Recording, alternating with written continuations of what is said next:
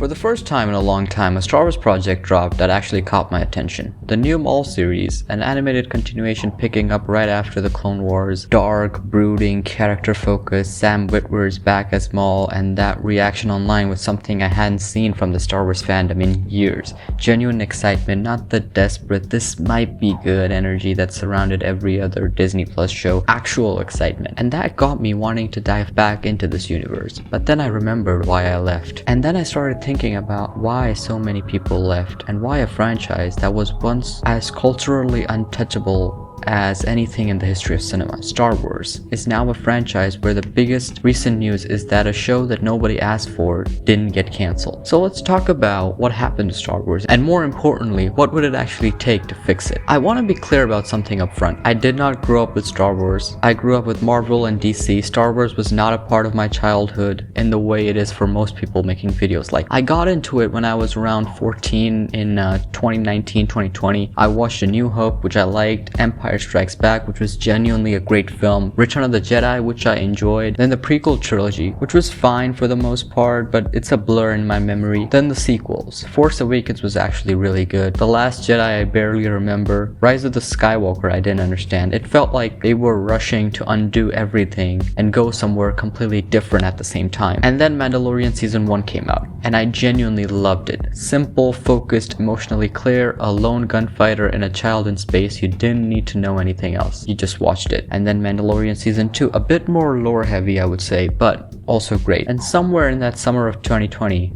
I really wanted to get deeper into this universe. I started watching YouTube channels like Star Wars Explained. I tried to watch the Clone Wars. I watched the Clone Wars movie and actually enjoyed it. And then I hit a wall so hard that I never recovered from it. The Clone Wars is genuinely one of the most beloved pieces of Star Wars content ever made. People who love it really love it. The final season especially is considered peak Star Wars storytelling. But here's the problem. To watch the Clone Wars properly, you can't just press play on episode 1 and go from there. The show aired out of chronological order. Some episodes are essential, some are filler. Multiple episodes are parts of story arcs that are scattered across different seasons. There are guides online that will tell you what order to actually watch things in to have the intended experience. I'm 14 years old. I want to watch a cartoon. I should not need a guide. I downloaded the episodes, I pulled up a watch order, I looked at 5 seasons of content, some of which I was told I could skip, some of which I was told was mandatory, before getting to the seasons that everyone says are actually good. I couldn't do it, and I'm someone who was actively trying. I wanted to get into it, and I still couldn't get past about 10 episodes. Then I looked into Rebels, and Rebels had a similar problem, except that Rebels was a show that was very clearly made for children. And now you're telling me to understand what's happening in Ahsoka, a prestige Disney Plus live action show, I need to have watched that cartoon? That's the wall, and it's not just a problem for casual viewers. It's a structural problem with how Star Wars builds its universe. And here's something that nobody else in this conversation seems to willingly say clearly. Star Wars is the only major franchise that treats its animated shows like required homework for prestige live action content. Think about Marvel. Marvel has animated shows, Spectacular Spider-Man, X-Men 97, Your Friendly Neighborhood Spider-Man, but none of those shows affect what's happening with Tom Holland's Peter Parker or the MCU films. You don't need to have watched the cartoon to understand the Avengers. They exist in parallel, not in sequence. Star Wars does the exact opposite. Ahsoka, a major Disney Plus live action show with a serious budget and serious marketing, is functionally a direct sequel to Rebels. The showrunner literally described it as Rebels Season 5. Characters from a Disney XD cartoon that aired a decade ago are central to the plot of a prestige streaming series, and if you've never watched Rebels, large portions of that show mean nothing to you. That's not world building, that's gatekeeping, and the barrier of entry compounds over time. To fully understand where Star Wars is right now on Disney Plus, you would have to watch the original trilogy, the prequel trilogy, the sequel trilogy, the Clone Wars in the correct order across 7 seasons, Rebels across 4 seasons, The Mandalorian across 3 seasons, Book of Boba Fett, Obi-Wan Kenobi, Andor, Ahsoka, and The Bad Batch. That is not a franchise, that's a job. Harry Potter, you watch 8 films. Lord of the Rings, you watch 3 films. The MCU asks more of you, sure, and that's a very similar comparison, but it still just asks you to watch movies, not decade-old children's cartoons. If you want Star Wars to be a franchise that a new generation of fans can fall in love with, the entry point cannot be a homework assignment. The Mandalorian Season 1 was proof that Star Wars could be accessible again. You needed to know almost nothing. There's a Mandalorian bounty hunter, there's a small green child, they're being hunted.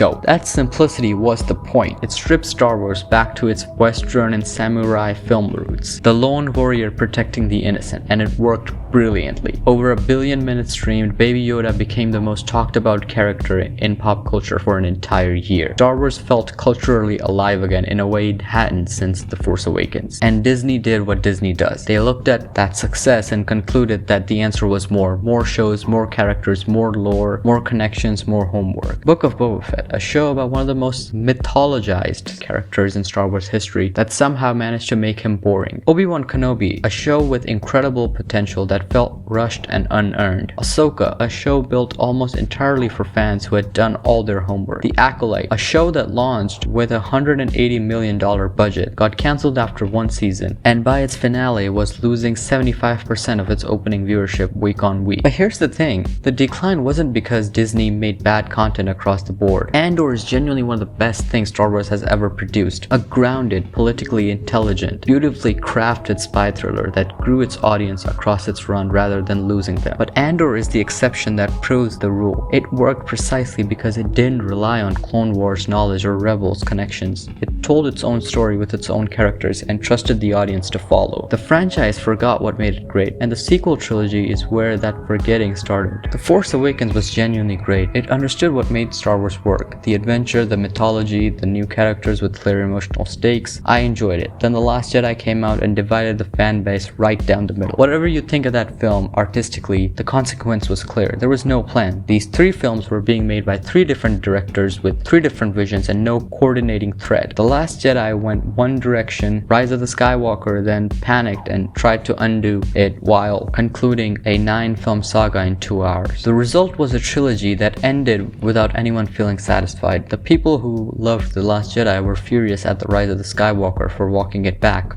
The people who hated The Last Jedi felt like The Rise of the Skywalker was a desperate apology that still didn't work, and the casual audience, like myself, the people who weren't deeply invested either way, just quietly moved on. Trust is hard to rebuild once it's broken, and the sequel trilogy broke trust with a significant chunk of the audience at exactly the right moment. Disney Plus was launching, and people needed to show up for these new shows. Here's what I bring to this that most people making Star Wars content don't. I didn't grow up with this. Star Wars isn't wrapped in my childhood nostalgia the way it is for people who grew up in America or the UK watching A New Hope on VHS. I came to it fresh at 14, genuinely trying to love it on its own terms. And I did love parts of it. The original trilogy absolutely holds up. Mandalorian season 1 and 2 are genuinely great television. Andor is exceptional, but I also hit the wall that every new fan hits, and nobody fixed it for me. Nobody made the on-ramp easier. And so instead of becoming someone who loves Star Wars the way I love Marvel, DC, or The Lord of the Rings, I became someone who watched some of it, then stopped. That is the story of an entire generation of potential fans. People who weren't handed Star Wars as children, who tried to get into it as teenagers or young adults, who hit the Clone Wars brick and never came back. If Star Wars wants to be what it has the potential to be, and it has the potential to be genuinely great, it needs to stop making content for people who already did all the homework and start making content that doesn't require homework in the first place. Maul Shadow Lord recently dropped, and the reaction told you everything. People who had never watched the Clone Wars were interested. The trailer was dark, focused, character-driven, story about one of Star Wars' most iconic characters that you could approach without a decade of prior viewing. That's the formula. Characters people already know or can immediately understand. Stories that don't require a reading list. Emotional stakes that are clear from the first episode. And then there's the Mandalorian Grogu film, the first theatrical Star Wars movie since The Rise of Skywalker in 2019, coming in May. And whether that film succeeds or fails will tell us a lot about where this franchise actually is. Because Star Wars is, at its core, one of the greatest mythologies humanity has ever created for itself. The hero's journey, the battle between light and dark, the idea that anyone, a farm boy from a desert planet, a Mandalorian bounty hunter, a Sith Lord who survived being cut in half, can be the center of an epic story. That mythology doesn't go away. It gets buried under bad decisions and too much homework. The potential is still there. Maul is a sign that someone at Lucasfilms remembers what made this work. Andor was a sign. The first 2 seasons of Mandalorian were a sign. Star Wars isn't dead, it's just been making it very difficult for people to love it, and I genuinely hope that changes. I started this video because a Maul trailer made me want to care about Star Wars again, and I still want to care about it. I just think that the franchise needs to decide whether it wants to be a universe for the hardcore fans who've done all the homework, or a universe for everyone, because right now it's trying to be both, and it's honestly losing both. Mandalorian Grogu comes out this summer. I'll be watching Maul Shadow Lord as well, and maybe, just maybe, it'll remind me of why I fell in love with this universe in the first place.